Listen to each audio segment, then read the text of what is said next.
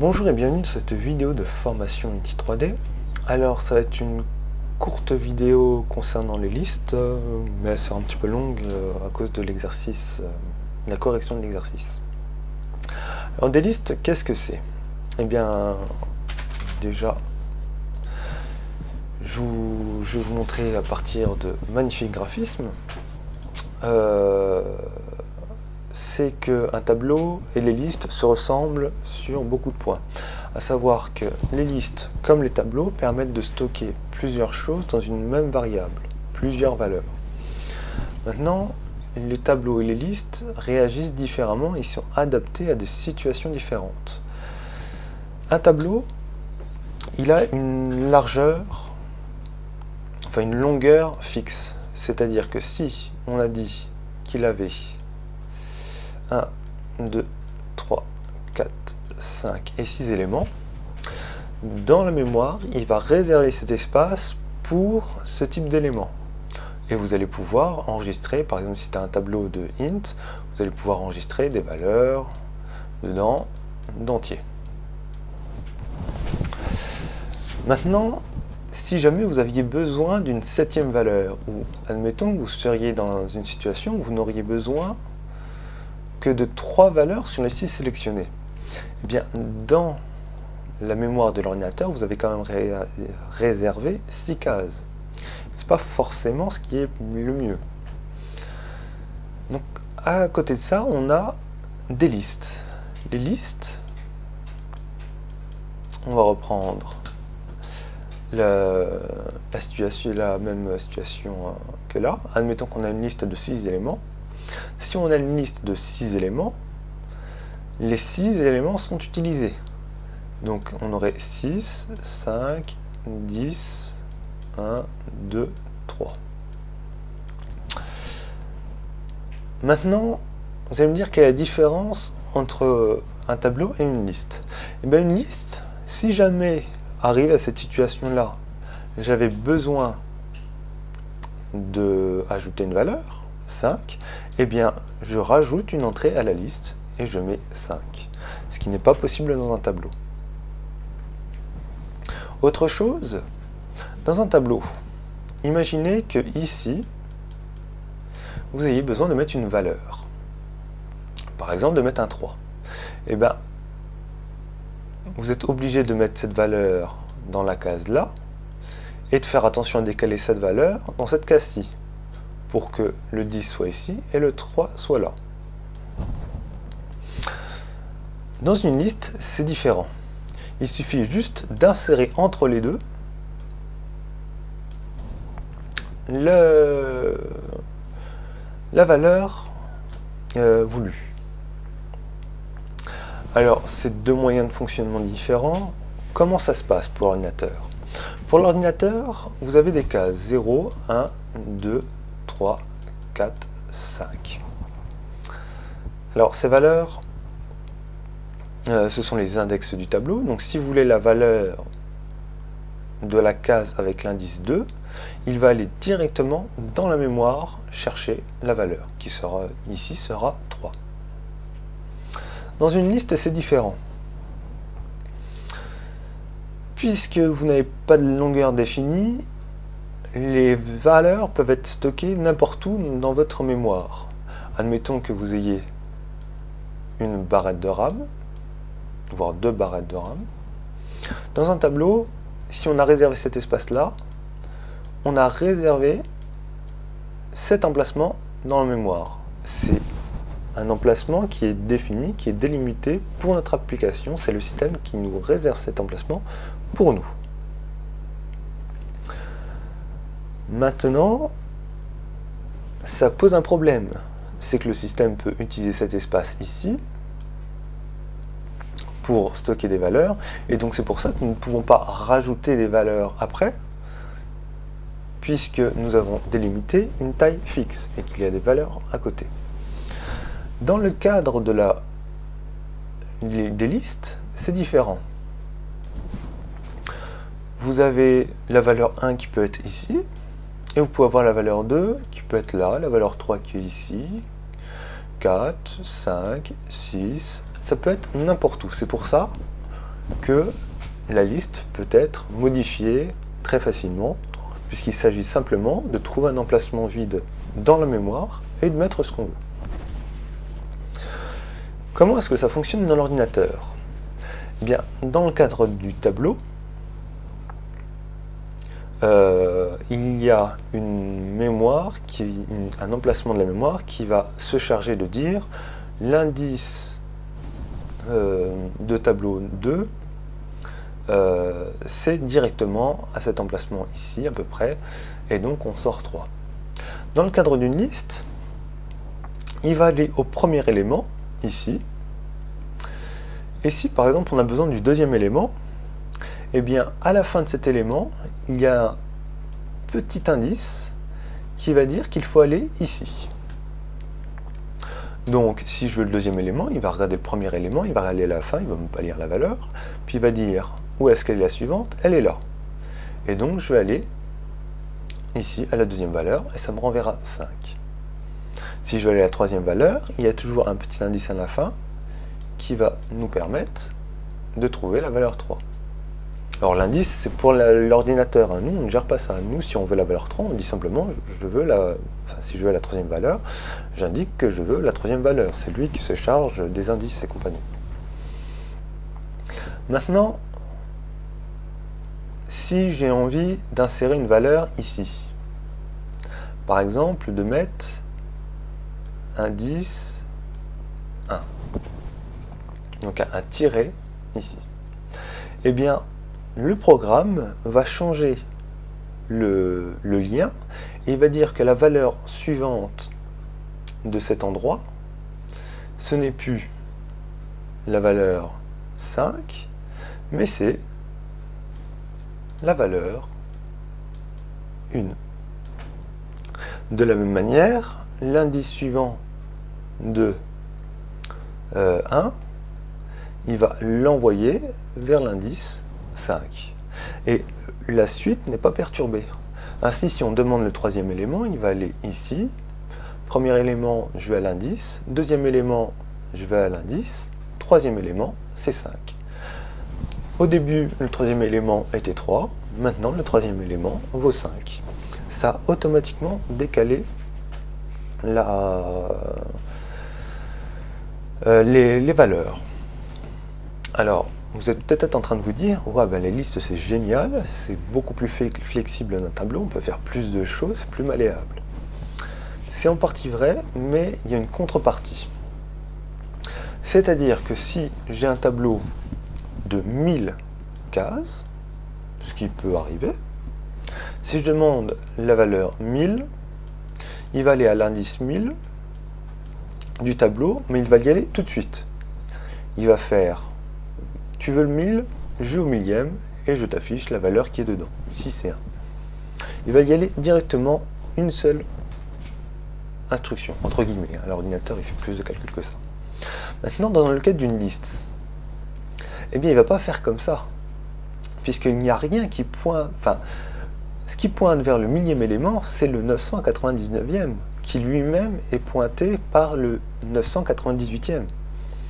Donc, pour trouver tout ça, il doit repartir du début, faire, je suis au 1, je cherche l'indice 2, je suis au 2, je cherche l'indice 3, je suis au 3, je cherche l'indice 4, et il doit faire ça 1000 fois pour arriver à l'élément qu'on veut. Alors, il arrive à le faire, mais le problème, c'est que ça consomme de la ressource. Comme vous le voyez, dans un cas, il le fait directement dans le cadre d'un tableau. Dans le cadre d'une liste, il le fait au bout de 1000 fois. Et bien, il y a un rapport de puissance de 1 pour 1000 entre ces deux systèmes-là. Alors, ça ne veut pas dire que la liste est à jeter, elle est à utiliser si on en a besoin. Elle peut être très utile si par exemple on n'a jamais besoin d'afficher le millième élément. Par exemple, admettons qu'une liste, on stocke, puisqu'on ne sait pas combien on va stocker, mais qu'à la fin, on souhaite la vider, passer tous ces éléments en revue. Et bien, si on a mis l'élément, ça ne va pas se poser de problème. Dans le cadre d'un tableau, on va aller à la case 0, on va regarder, on va aller à la case 2, on va regarder, on va aller à la case 3, on va regarder. Dans le cadre d'une liste, on va aller regarder le premier élément, on va traiter ce qu'on veut faire, et puis on va l'enlever, et le premier élément va être ici. Donc on va de nouveau demander le premier élément, qui va être ici, on va le traiter, on va l'effacer. Et ce sera toujours une instruction. Là, le rapport entre la liste et le tableau, elle est de 1 pour 1, en ressources. Bon, c'est un petit peu plus compliqué que ça, ne prenez pas ça pour argent comptant, hein, n'allez pas devant un développeur en soutenant sa mordicus, mais c'est pour vous donner une idée générale de ce que ça consomme. Donc comme vous voyez, la liste et le tableau sont deux outils un petit peu complémentaires. Chacun a ses avantages et ses inconvénients, et ça va être à vous, alors par tâtonnement au début et puis après avec l'expérience vous le saurez, de savoir comment gérer ça et quoi choisir entre le tableau et la liste. Alors voilà pour la liste, ça c'était assez théorique, surtout que vous pouvez admirer mes magnifiques dessins. Moi je vous retrouve dans la vidéo suivante où on va parler des fonctions. Vous allez apprendre ce que c'est et ça va nous permettre d'agir dans la liste. Puisque je ne pouvais pas faire la liste en fonction sans les fonctions, mais faire les fonctions avant les listes alors qu'on avait eu les tableaux, c'était problématique. Donc, à tout de suite. Sinon, pour les autres, je vous reprends pour la solution à l'exercice précédent. Alors, la correction de l'exercice précédent. Alors, je dois vous le dire avant, je tiens à m'excuser puisque je vous ai donné un exercice un petit peu beaucoup trop difficile pour vous. Si vous avez réussi l'exercice, tant mieux pour vous, je suis fier de vous. Si vous n'avez pas réussi, c'est un peu normal et c'est un peu ma faute. Alors, entre guillemets, je vous ai donné quasiment tous les outils pour faire cet exercice. Maintenant, la logique derrière, ça demande quand même d'avoir un peu de réflexion avant de pouvoir le réussir. Donc bon, la consigne, c'est de partir d'un script tel que celui-ci. Je vais juste vérifier qu'il est attaché à ma scène. Voilà.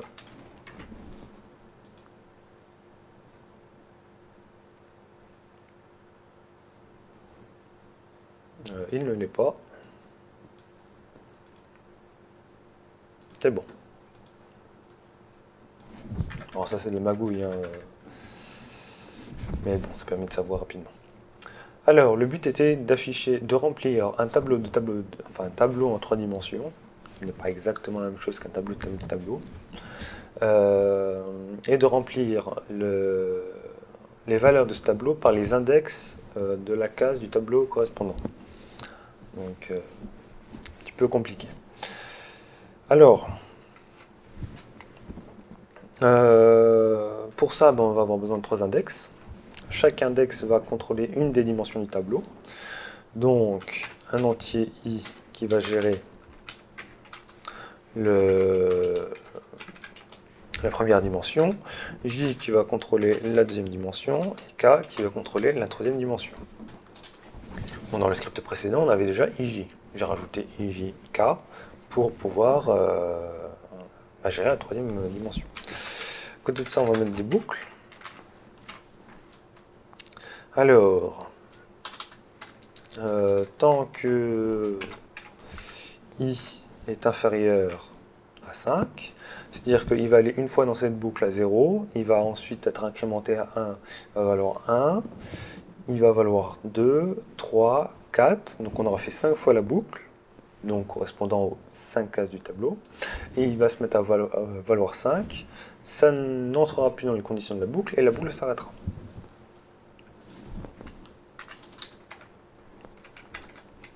Si je vous mettez inférieur ou égal à 5 ou si vous mettez inférieur à 6, vous avez une erreur normalement qui vous indique que vous êtes en dehors du tableau. Je vous la montrerai cette erreur après. On n'oublie pas d'incrémenter à la fin. Donc je rappelle que ça, c'est pareil que ça. Hop. Alors les slash là, c'est les commentaires.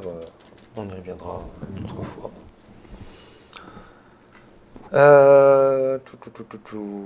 Eh bien, dans cette boucle, il faut une deuxième boucle. Donc là, en fait, on va parcourir la première dimension du tableau. On a besoin d'une deuxième boucle pour parcourir la deuxième dimension du tableau. Donc, inférieur à 2. J plus. Alors là, qu'est-ce qui va se passer? Admettons qu'on soit dans le cadre d'un tableau en deux dimensions. On va aller une fois dans cette boucle. Ensuite, on va aller plusieurs fois dans cette boucle. Jusqu'à arriver à... jusqu'à ce que J est égal à 2. Et on va recommencer la boucle, mais on n'aura pas changé la valeur de J. Donc J sera toujours égal à 2. Donc 2 inférieur à 2 est faux, et donc on n'entrera pas de nouveau dans la boucle. Sauf que nous, on veut que à la case 0, 0, on entre dedans. 0, 1, on entre dedans. Mais 0, 2, non, puisque 2 n'existe pas. Mais on veut qu'à l'indice 1, 0, on retourne dedans. Donc il faut remettre la variable j à 0. Ainsi, à la première colonne, voilà, ou alors la première ligne, on fait toutes les colonnes. Et ensuite, on repart à la colonne 0, on change de ligne et on recommence. Voilà. Et à cette boucle, il faut rajouter une troisième boucle pour la troisième dimension. Alors, while k est inférieur à 3.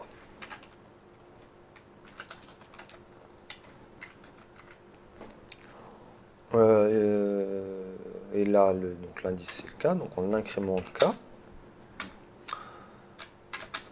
K plus, hop. Et bien sûr, à la fin, après la boucle, on remet la variable à 0 pour pouvoir recommencer. Donc là, qu'est-ce qui se passe? On va dans la ligne 1. Ensuite, on va dans la colonne, enfin on va dans la ligne 0, entre guillemets. Puis on va dans la colonne 0, à l'indice 0, c'est-à-dire la première colonne. C'est une petite... comment? Il faut s'adapter mentalement à cette logique. Et on va dire que la troisième dimension, ça va être un tableau, un autre tableau. Donc au tableau avec l'indice 0. Ensuite, on va changer de tableau, mais on va rester dans la même case. C'est-à-dire, je reprends un magnifique schéma Paint. Hop, hop, hop. Grosso modo, alors c'est pas les vraies valeurs. Hop. Imaginez, ça, ce serait le cas pour une variable qui serait de type 4, 4, 2. Donc en fait, à l'indice 0, donc on s'occuperait ici, on serait ici, de la ligne 0, du tableau à l'indice 0. Les indices, on va les mettre là. 0, 1, 2, 3. Et le tableau en lui-même, 0, 1. Du tableau 0, on sera ici. Si on va, ensuite on change.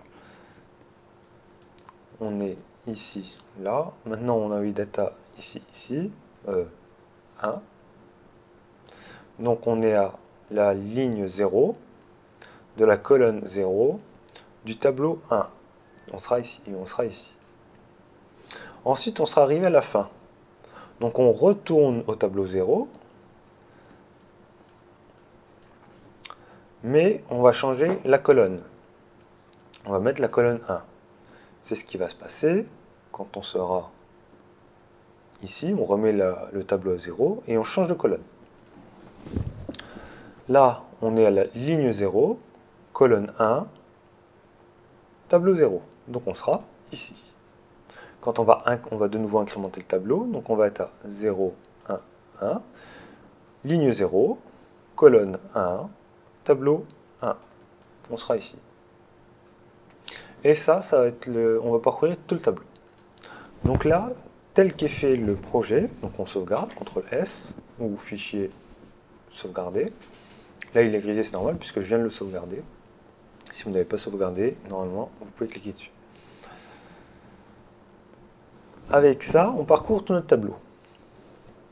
On va faire un petit test, c'est-à-dire que normalement, s'il y a 5 colonnes, 2 lignes, dans 3 tableaux, ça fait 5 colonnes et 2 lignes, ça fait 10 cases, fois 3 tableaux, on arrive à 30.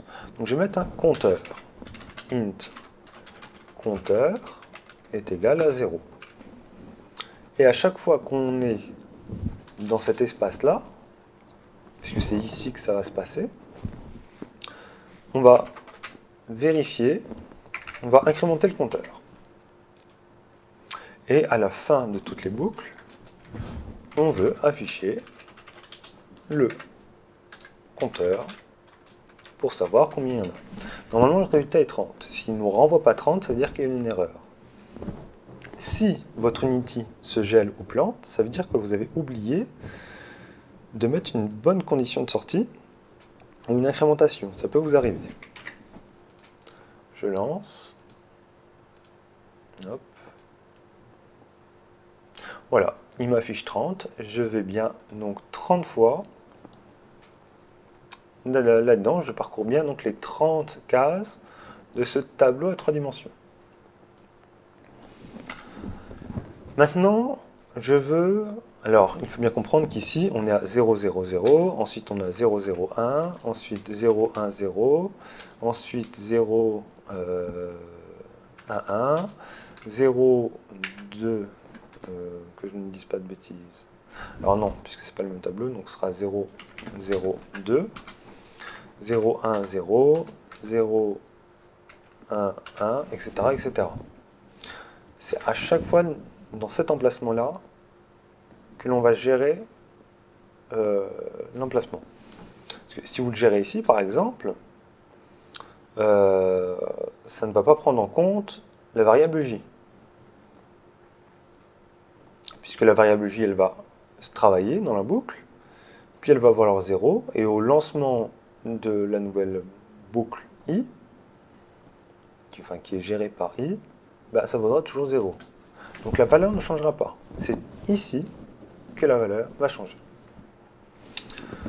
Alors, maintenant, c'est la partie la plus compliquée, entre guillemets, pour vous. C'est que il faut afficher il faut inscrire les valeurs dans le tableau.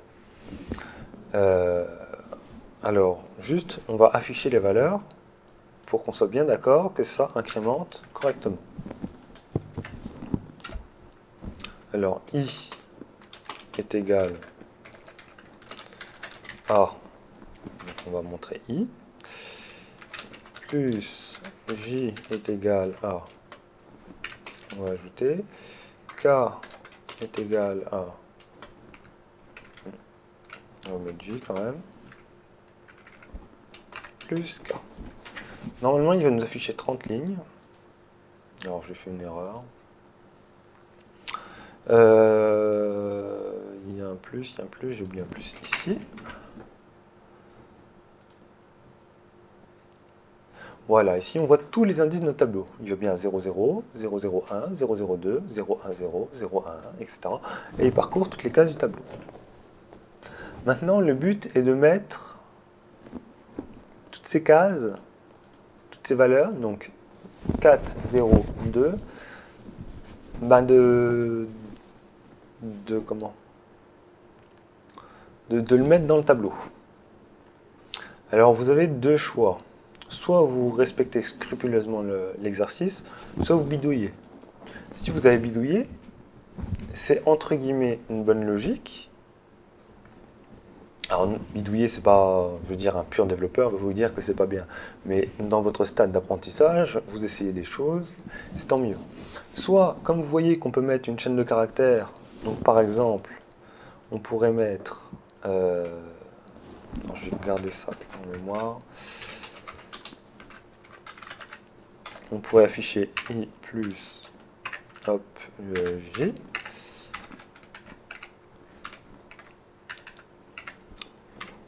Car si on travaille avec les chaînes de caractères, lance-toi, j'ai une erreur, plus,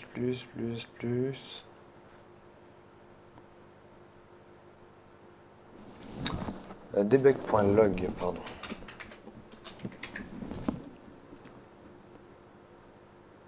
On arrive bien au même résultat, mais avec les valeurs. Et là, c'est dans une chaîne de caractères. Donc, on pourrait changer ici le type du tableau, remplacer integer par string.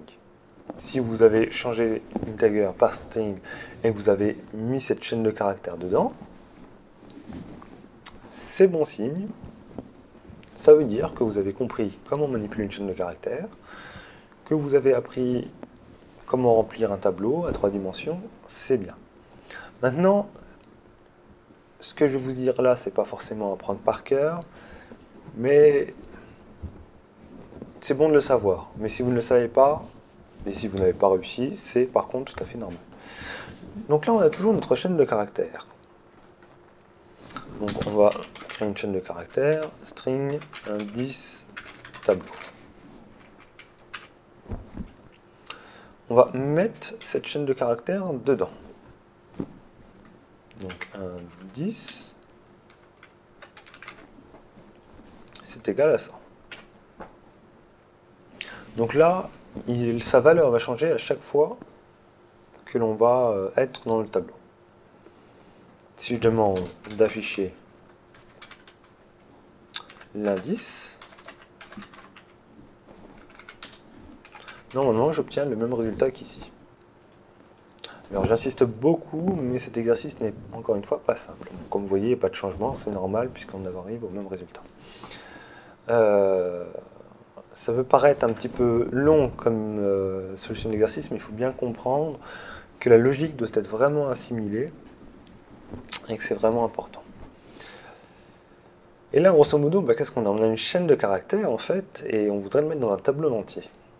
Eh bien, il y a une méthode qui permet de changer un entier en... une chaîne de caractères en entier.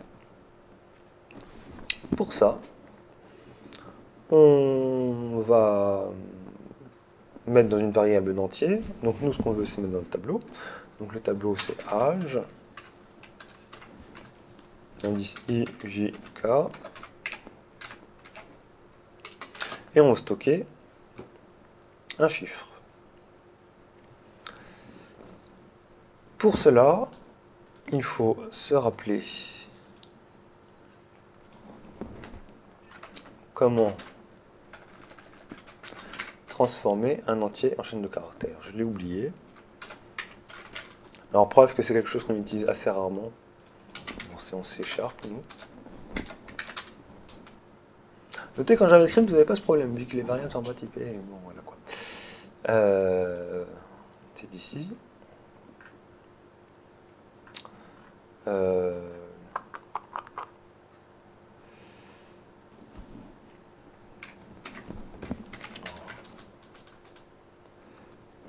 Convert avec la page système, je crois.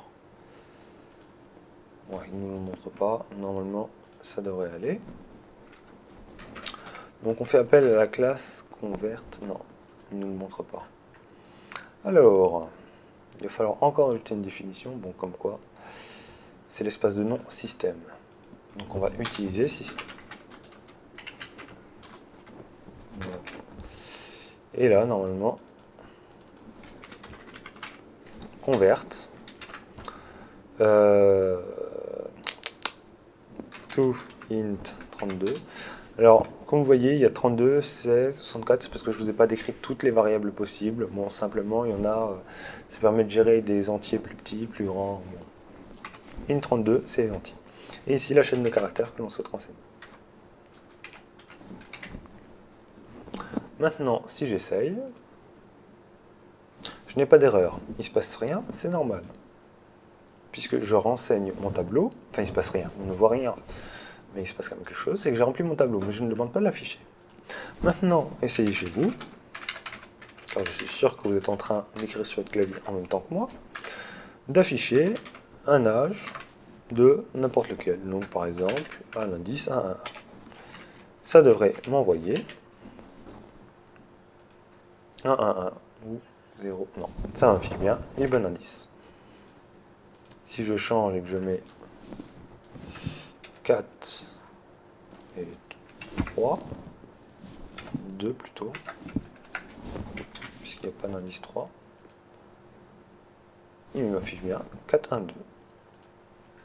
Donc voilà la solution à l'exercice. Alors encore une fois, je le répète, si vous n'avez pas réussi, c'est pas grave et c'est surtout très normal. Si vous avez réussi, tant mieux pour vous, vous êtes vraiment sur la très bonne voie. Moi, je vous retrouve dans la vidéo suivante, dans laquelle on va parler des fonctions. Donc, on va un petit peu mieux comprendre qu'est-ce que je viens de faire ici, grosso modo. Qu'est-ce qui se passe pour les listes, puisqu'on va illustrer les fonctions en rapport avec les listes, puisque les listes s'utilisent avec les fonctions, etc., etc. Et on aura, entre guillemets, fini avec le script basique. On aura derrière deux notions encore, enfin 2 vidéos à voir. Il y a encore 2 notions très importantes à voir. Et on aura fini avec la présentation de niveau 1 du scripting sur Unity. Continuez d'être armé de courage et à bientôt.